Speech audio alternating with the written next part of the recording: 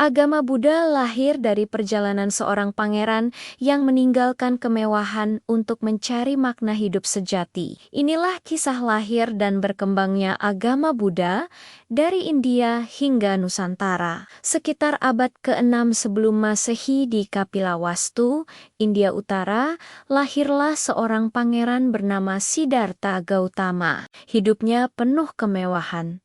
Namun ia gelisah melihat penderitaan di sekelilingnya, orang sakit, orang tua, dan kematian. Pengalaman ini membuatnya mempertanyakan hakikat kehidupan. Pada usia 29 tahun, Siddhartha memutuskan untuk meninggalkan istana dan semua kenyamanan duniawi. Ia bertapa selama bertahun-tahun, mencari jawaban atas penderitaan manusia. Di bawah pohon Bodhi, di Bodh Gaya, ia akhirnya mencapai pencerahan dan menjadi Buddha, sang tercerahkan. Buddha mengajarkan 4 kebenaran mulia. Pertama, hidup ini pada dasarnya adalah penderitaan.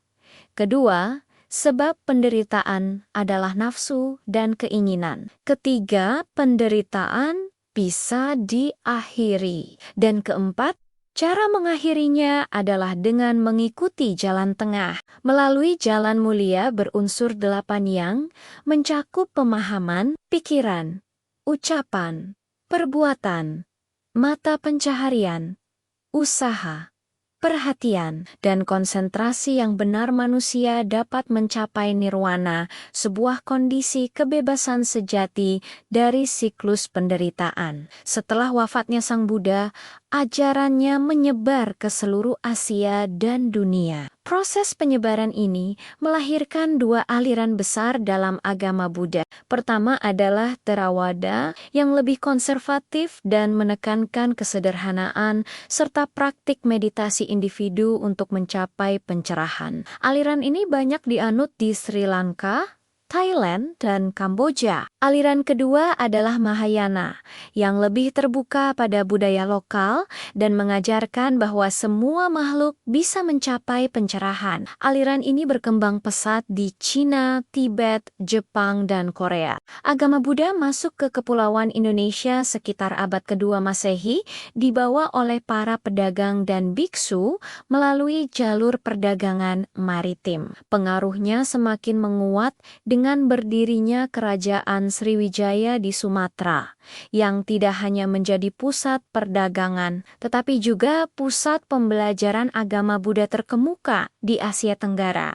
Puncak kejayaan peradaban Buddha di Nusantara terlihat dari warisan megah Candi Borobudur di Jawa Tengah. Setiap tingkatannya melambangkan perjalanan spiritual manusia menuju pencerahan tertinggi. Inti dari ajaran Buddha adalah nilai-nilai universal seperti cinta kasih atau metta, kebijaksanaan atau prajna, dan keseimbangan batin. Hingga kini, ajaran ini tetap hidup dan relevan di tengah masyarakat modern, mengajarkan kita untuk hidup dalam kedamaian, kesadaran diri, dan welas asih terhadap sesama. Dari seorang pangeran yang gelisah menjadi guru agung dunia, perjalanan spiritual Siddhartha Gautama telah menginspirasi jutaan orang untuk menemukan kedamaian dan hidup dalam kebijaksanaan. Kisahnya mengingatkan kita